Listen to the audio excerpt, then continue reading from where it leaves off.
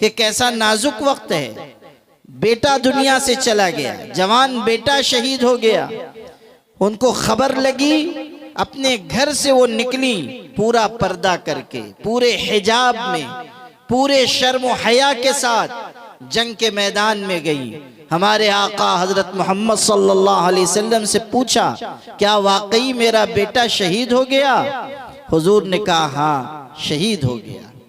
دھیان سے سنیے، خاص طریقے پر ہماری بہنیں سنیں. حضور صلی اللہ علیہ وسلم سے پوچھا بیٹا شہید ہو گیا؟ حضرت نے کہا شہید ہو گیا.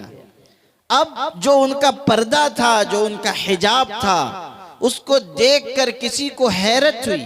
صحابہ میں سے کسی کو حیرت ہوئی کہ اتنے نازک وقت میں جبکہ بیٹے کی شہادت کی خبر ملی ہے، یہ خاتون پورے پردے میں ہے، پورے حجاب میں ہے.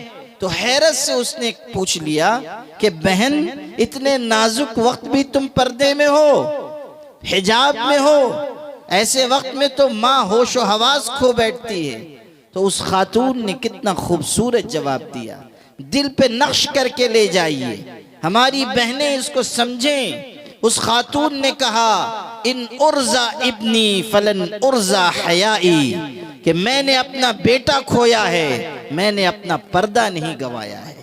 میں نے اپنا بیٹا کھویا ہے، میرے بیٹے کی جان گئی ہے، میں نے اپنی شرم و حیا کا سودا نہیں کیا ہے، میں نے اپنا پردہ نہیں کھویا ہے، میں نے اپنی عفت و طہارت نہیں گوائی ہے.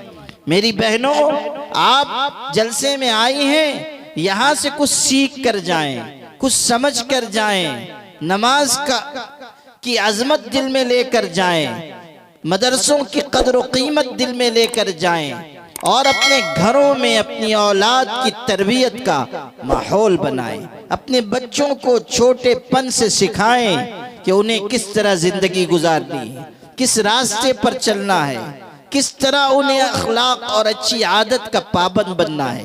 یہ ساری بہنوں کے کرنے کا کام ہے. ایک اور بات میں کہتا ہوں، یہ جو ہماری بہنیں ہیں اس حقیقت کو سمجھ لیں کہ اگر وہ سدھر جائیں گی، سماج میں بہت تیزی سے تبدیلی آئے گی. بہت سی رسمیں، بہت سی بدعتیں، بہت سی خرافات صرف عورتوں کی وجہ سے جاری ہیں.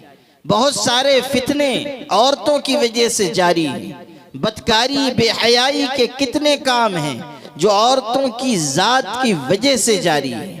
ہم آپ اس حقیقت کو اچھی طرح سمجھیں کہ جب عورتیں صحیح راستے پر آئیں گی تب ہمارا سماج سدھر سکے گا، تب ہمارا سماج پاک صاف بن سکے گا. اب آخر میں آپ بھائیوں بہنوں دونوں سے کہتا ہوں کہ قرآن پاک کی آیت میں نے شروع میں پڑھی. اللہ نے ارشاد فرمایا اے ایمان والو، اے ایمان والیو، اپنے آپ کی اصلاح کی فکر کرو، اپنے آپ کو بدلنے کی فکر کرو. اگر کوئی غلط راستے پر ہے اس کی گمراہی تمہیں نقصان نہیں پہنچائے گی. خود اپنے آپ کی اصلاح کی فکر کرو. ہر عالم، ہر حافظ، ہر قاری، ہر پڑھا لکھا، ہر بے پڑھا لکھا، مرد عورت، سب کے لیے یہ حکم ہے. جو حافظ ہوئے ہیں ہمارے بچے، وہ بھی سمجھیں کہ صرف حافظ ہو جانا کافی نہیں ہے. انہیں اللہ کے دین پر چلنا ہوگا، انہیں حلال کو حلال جاننا ہوگا، حرام کو حرام جاننا ہوگا. ایسی زندگی گزارنی ہوگی جو اللہ کی پسند ہے اور حضرت نبی کریم صلی اللہ علیہ وسلم کا مبارک طریقہ ہے. اس کے بغیر کامیابی نہیں ہے. مدرسہ ہم چلا رہے ہیں، اللہ سے ڈر کر چلائیں، شریعت کے مطابق چلائیں. مدرسے کو چلانا اسے مقصد نہ بنائیں. مقصد ہمارا ایک ہو اور وہ اللہ کی رضا ہے. اگر ہمارے پیش نظر اللہ کی مرضی ہوگی تو پھر ایک مدرسہ دوسرے مدرسے کا مخالف نہیں ہوگا. اور اگر ہمارے پیش نظر صرف مدرسہ ہوگا، صرف ادارہ ہوگا، تو وہی ہوگا جو ہم دیکھ رہے ہیں کہ ایک ادارہ ادھر، ایک ادارہ ادھر، ایک مدرسہ دوسرے مدرسے کی جڑ کاٹ رہا ہے، ایک عالم دوسرے عالم کے پیچھے لگا ہوا ہے. یہ طریقہ ہرگز مناسب نہیں ہے. ہم اس حقیقت کو سمجھیں کہ ہر ایک کو اپنی اصلاح کرانا ضروری ہے اور اصلاح کا نسخہ قرآن نے کیا دیا؟ ارشاد ہوا الاللہ مرجعکم جمیعا، لوگوں سن لو، تم سب کو لوٹ کر اللہ کی بارگاہ میں جانا ہے، پھر اللہ تمہیں بتائے گا تم کیا عمل کر کے آئے ہو۔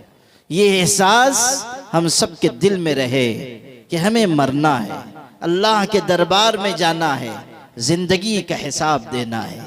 قبر کے چوکٹے خالی ہیں انہیں مت بھولو، قبر کے چوکٹے خالی ہیں انہیں مت بھولو، جانے کب کون سی تصویر لگا دی جائے۔ اس لیے آخر میں یہ بات، یہ پیغام دل پر نقش کر کے لے جائیے کہ موت قریب آ رہی ہے، آخرت کی زندگی قریب آ رہی ہے، ہم سب کو اللہ کی بارگاہ میں جانا ہے، حساب دینا ہے۔ میرے بھائیوں، جو حافظ قرآن ہوئے ہم سب کو انہیں مبارکباد دینی چاہیے، اور جلسے کے منتظمین اور جلسہ منعقد کرنے والے ہمارے احباب، اللہ تعالیٰ ان سب کی کوششوں کو قبول فرمائے، اور اللہ تعالیٰ آج کے اس اجلاس میں خیر و برکت مقدر فرمائے، اور آپ سب کی شرکت کو ہم سب کے لیے